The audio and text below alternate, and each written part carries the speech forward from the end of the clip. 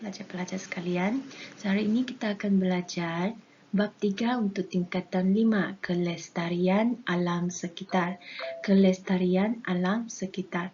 Bab ini masih lagi under tema pertama untuk silibus tingkatan 5 KSSM kamu, iaitu penyelenggaraan dan juga kesinambungan hidup.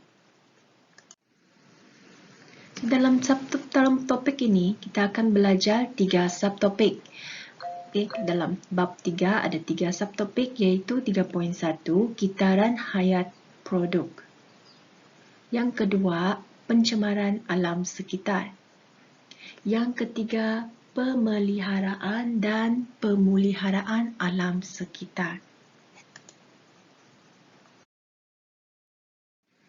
So, hari ini kita akan belajar untuk satu subtopik saja iaitu 3.1 kitaran hayat produk. So, dalam subtopik ini, kamu akan belajar tentang maksud jejak karbon, carbon footprint. Yang kedua, kamu perlu mencerakimkan produk yang digunakan dalam satu hari kehidupan seseorang individu. Mewajarkan tindakan yang perlu diambil iaitu langkah tapak tangan, carbon footprint bagi mengurangkan pembebasan gas rumah hijau dalam satu hari kehidupan individu. Yang keempat, kamu perlu boleh berkomunikasi mengenai kitar hayat satu produk. Menjanakan idea pengurusan yang cekap bagi sisa plastik ke arah kelestarian alam sekitar. Sebab sekarang isu plastik, sisa plastik sangat mempengaruhi kelestarian alam sekitar. So kita perlu ada idea untuk pengurusan yang cekap. Okay, sebelum tu kita perlu tahu apa itu jejak karbon, jejak karbon, carbon footprint. Ini ada dalam buku teks kamu semua. Okey, kamu boleh cuba tengok raja dalam buku teks. So, jejak karbon ini merujuk kepada jumlah karbon dioksida yang dibebaskan ke atmosfera hasil daripada aktiviti individu setiap hari, peristiwa yang berlaku, organisasi yang dapat mengeluarkan karbon yang banyak, komuniti ataupun produk yang digunakan dalam kehidupan seharian kita. So, semua ini adalah menyumbang kepada pembebasan karbon ke persekitaran.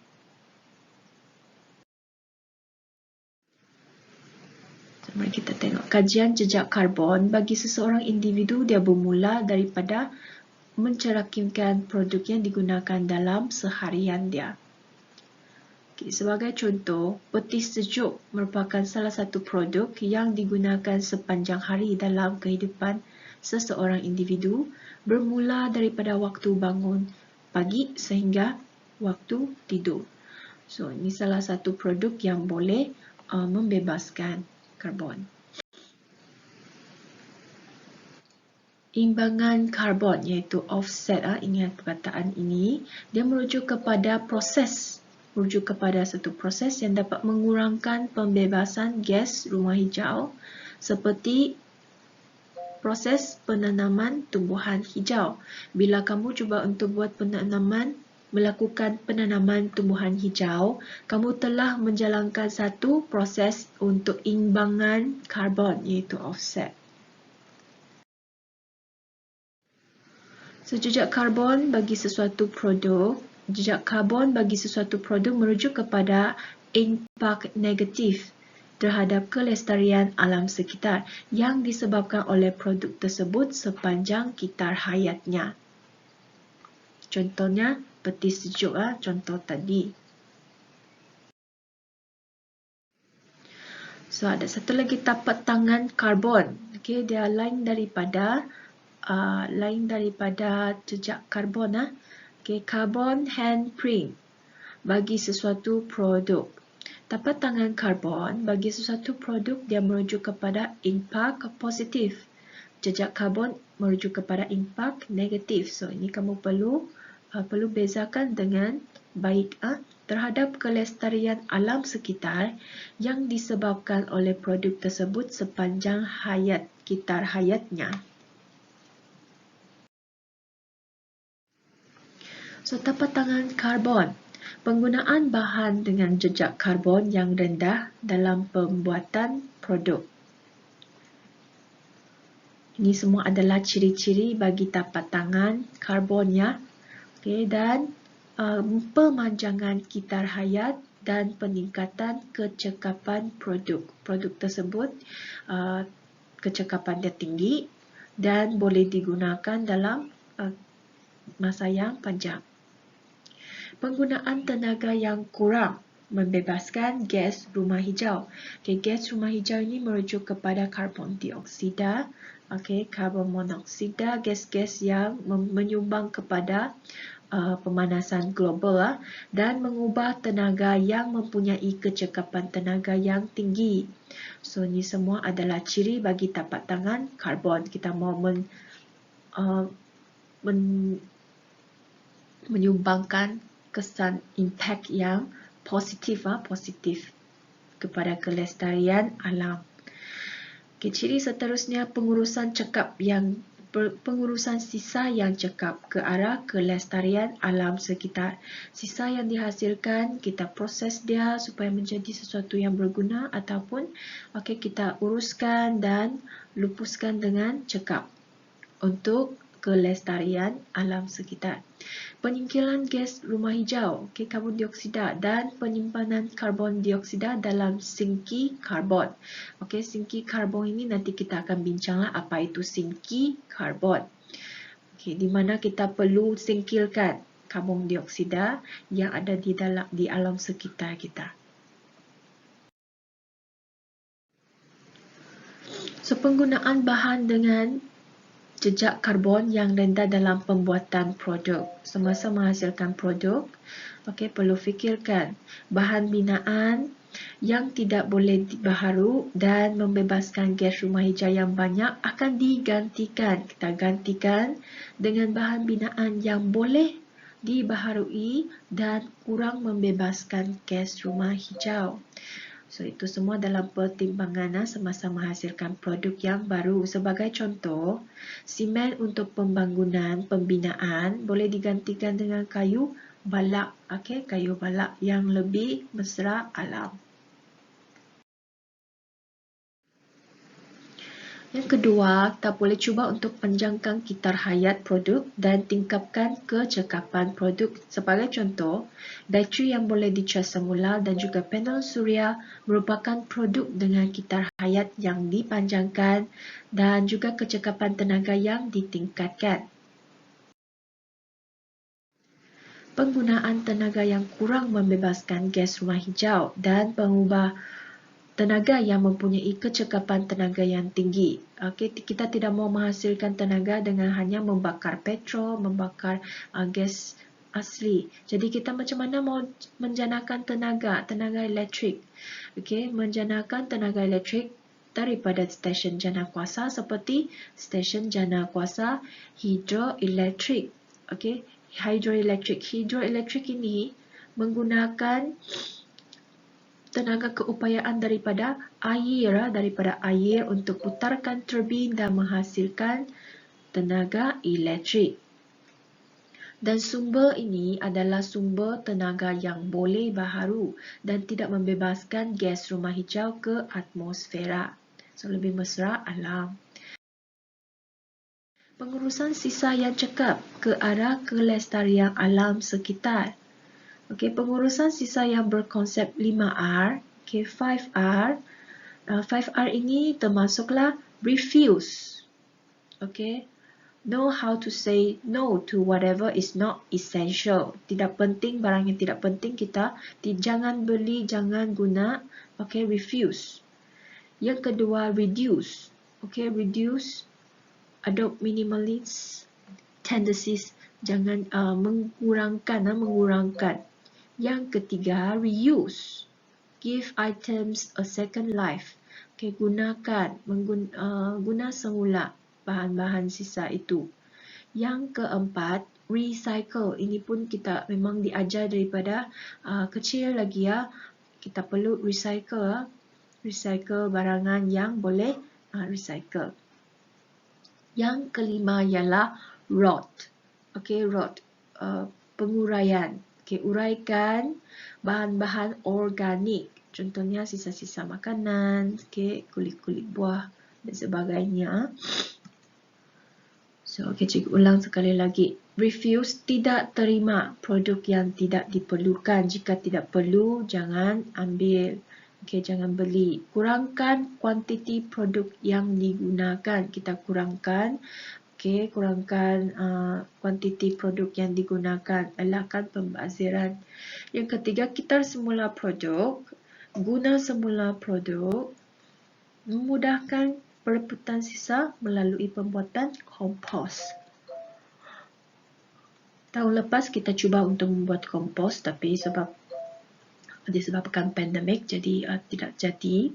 Okay, actually ini boleh dijalankan dalam kehidupan seharian kita lah, kompos untuk kita menghasilkan bajak dan digunakan semula oleh tumbuhan kita.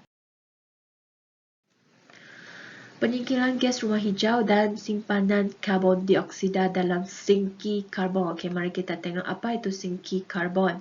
Sinki karbon merupakan tempat semula jadi seperti hutan dan juga lautan yang boleh berfungsi menyingkirkan karbon dioksida daripada udara. Okay, karbon dioksida ini boleh larut di dalam air, okay, dia boleh digunakan oleh tumbuh-tumbuhan dalam hutan, okay, pokok-pokok dalam hutan untuk dia guna dalam proses fotosintesis dan dia menghasilkan oksigen.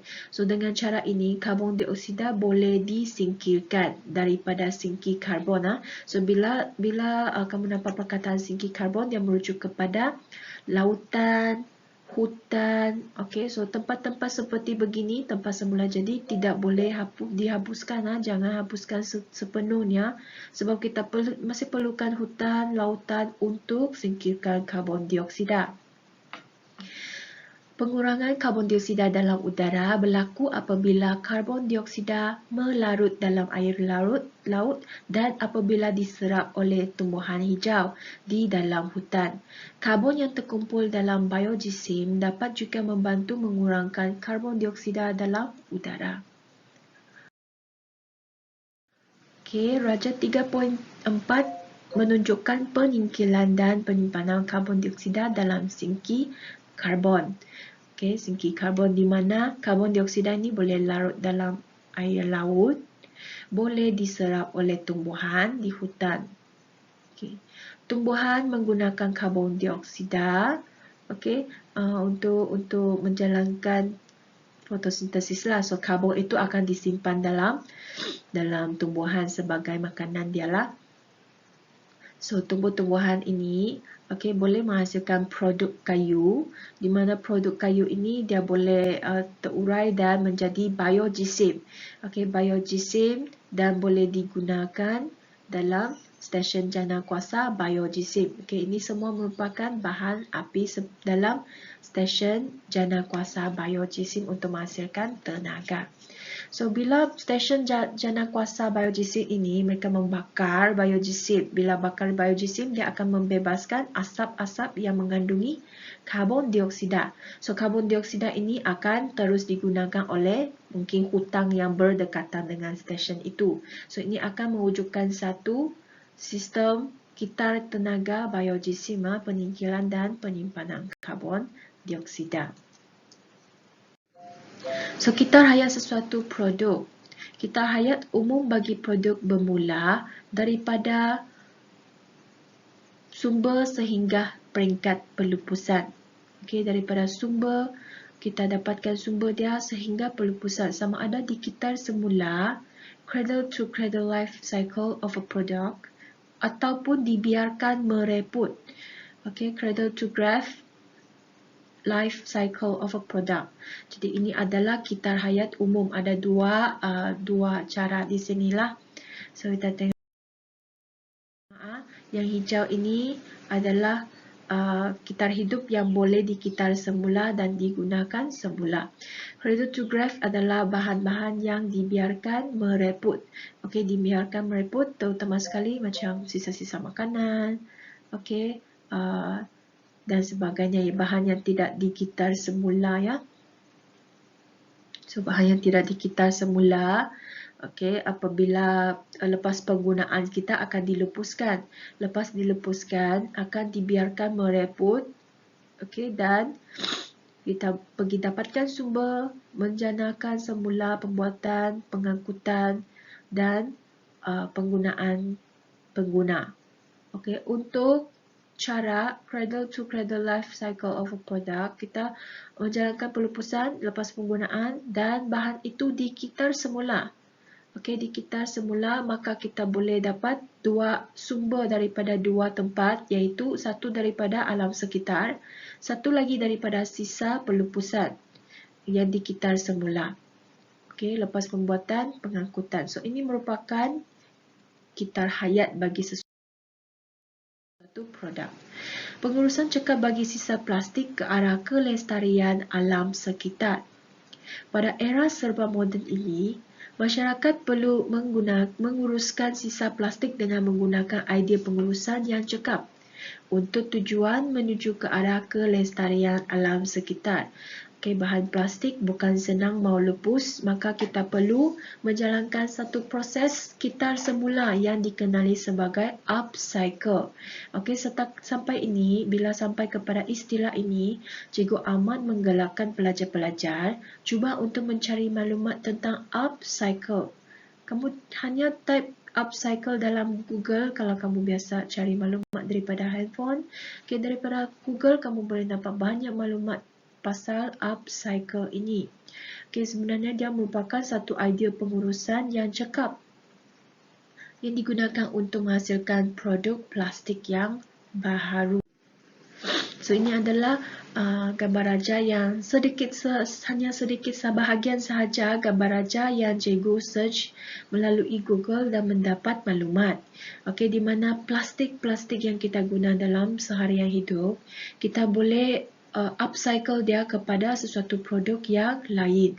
Contohnya ada yang kreatif, mengambil dasar botol plastik untuk menjadikan lampu, pentul lampu yang sangat cantik. Okey, untuk menceriakan kawasan-kawasan rumah dia mungkin. Okey, ada yang menggunakan produk plastik ini, sisa dia, untuk membuat, cuba kamu tengok, pasu yang sangat cantik, cute. Lepas dia melukis dengan kreatifnya di permukaan plastik itu. Ada yang modify, dia kasih membina. Okay, secara inovasi, dia menghasilkan satu tempat untuk tempat makan untuk burung. Okay, untuk tempat memberi makanan kepada burung. Ada yang banyaklah idea-idea untuk mengguna semula, upcycle. Okay, kitar semula produk plastik supaya tidak banyak plastik yang dibuang, tidak digunakan. So, plastik ini menggunakan masa yang sangat lama untuk terurai sendiri. Okey, dia tidak dapat terurai secara semula. Jadi so mengambil masa yang sangat-sangat panjang. Ini penanaman secara vertikal, okey, untuk menjimatkan ruang yang kecil. Okey, jika kamu mau menanam tapi ruang tidak cukup, boleh guna cara begini.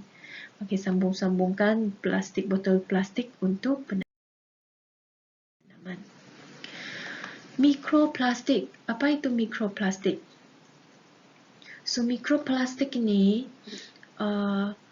adalah kepingan plastik yang panjangnya kurang daripada 5 mm. Okay, kenapa boleh jadi begini? Sebab plastik itu bila sudah lama, dia akan pecah-pecah kan.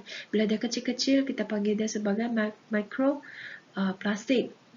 Yang dia sangat berbahaya jika berada di dalam badan organisma akuatik. Okay, seperti yang kamu nampak. Okay, kamu pun tidak tidak ingin bila kamu beli itu ikan dalam badan dia, dalam perut dia penuh dengan mikroplastik. Sumber utama mikroplastik ialah sisa plastik yang berasal daripada pelbagai jenis produk plastik yang kita buang-buang, seperti botol, tekstil buatan manusia, kain perbuatan manusia, cat dan peralatan elektronik yang dibuang. Okey, semua ini jika tidak diuruskan pelupusannya dengan baik, dia ada kemungkinan akan terbuang dalam lautan lah, kena makan oleh ikan. Suraja 3.6 ada dalam buku teks kamu, mikroplastik dalam siratan makanan. So, macam mana mikroplastik ini boleh sampai kepada termasuk manusia? Kamu tengok termasuk manusia. Okey, mikroplastik ini jika terbebas dalam lautan, dia akan dimakan oleh larva, plankton, ikan, penyu. Okey, semua hidupan ini akan ingat itu adalah makanan, jadi dia makan. Selepas dia makan, plankton yang ada di lautan, ini adalah mikroorganisma, larva, akan dimakan oleh organisma akuatik yang lebih besar, seperti ikan, seperti organisma dui cengkerang, dan kita makan ini, organisma dui cengkerang, kita makan ikan. So, itu semua adalah termasuk dalam siratan makanan sehingga ke dalam badan kita. Kita pun terbawa juga mikroplastik. Okey, penyu dimakan oleh mamalia marine. Okey, ikan dimakan oleh mamalia marine. Jadi dia lebih kurang dia mempengaruhi seluruh semua jenis hidupan akuatik. So, ini sangat penting ya, kamu perlu tahu. Semua mikroplastik ini akhirnya akan dibawa dalam siratan makanan. So, kita perlu fikir 2-3 kali bila gunakan produk yang mengandungi bungkusan plastik, dan plastik itu apa yang kamu perlu buat. Kamu perlu kumpul, kamu perlu hantar kepada recycle center untuk upcycle. Bukan buang sebarangan sahaja. So, 3.1, kitar hayat sesuatu produk telah pun habis kita bincang. So, cikgu ingin pesan kerja rumah untuk kamu adalah praktis formatif 3.1. Okey, 3.1. Lepas kamu baca buku teks, dan menonton video ini, maka kamu boleh cuba untuk menjawab soalan nombor 1 hingga nombor 6. Apakah yang dimaksudkan oleh jejak karbon? Sila tulis maksud dia. Pastikan kamu tahu beza jejak karbon dengan tapak tangan karbon. Nombor 2, nyatakan 7 faktor yang lazimnya mempengaruhi impak sesuatu produk yang digunakan dalam kehidupan harian seorang individu kepada kelestarian alam sekitar. Kita sudah bincang ketika 7 faktor itu, so kamu boleh senaraikan. Apakah perbezaan antara jejak karbon dan tapak tangan karbon? Yang cikgu bilang kamu mesti bezakan dengan baik. Yang keempat, nyatakan 2 jenis kitar hayat yang umum bagi sesuatu produk. Apa itu upcycle? Apakah isu mikroplastik yang diperkatakan dalam siratan makanan? So, sila jawab ini dalam buku latihan kamu, dan cikgu akan bincangkan jawapan dia pada PDP yang seterusnya. Okey, sekian, terima kasih.